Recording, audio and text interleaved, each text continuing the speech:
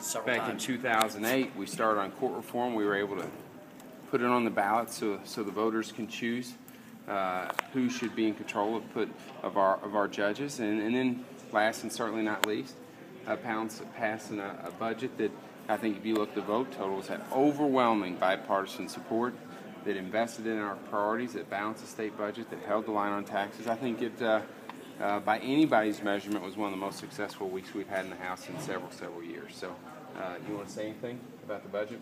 No bad stuff. There you go. We played well. Are there things in there I would like to see differently? Absolutely.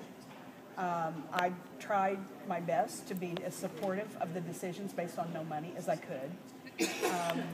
I couldn't go there in 11, though. There were just still too many things with early childhood that were troublesome for me.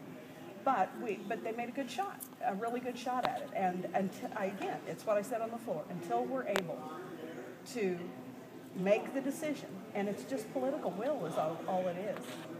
Are we willing to make the hard decisions to bring more revenue in? We are going to continue to cut and cut and cut, and people are going to lose services, and our roads and bridges are going to continue to crumble, and our schools are going to be underfunded. And one of these days, I mean, every year I've been here, the story's the same. And it's not new news, it's old news, but it has to be a willingness to do that. And doesn't seem like anybody wants to talk about that.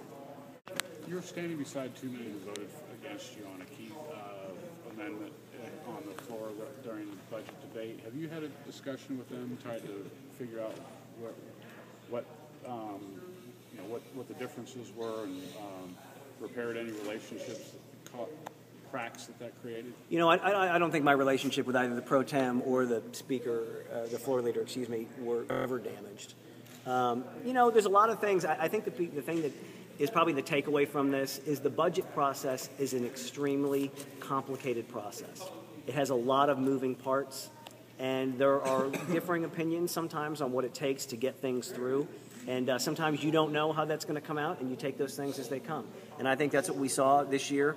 I think there was a dynamic that existed this year that we haven't seen in a while. I know, for example, in Washington, D.C., I know, for example, in the U.S. House, for example, some very similar issues. There's actually a book out on that right now.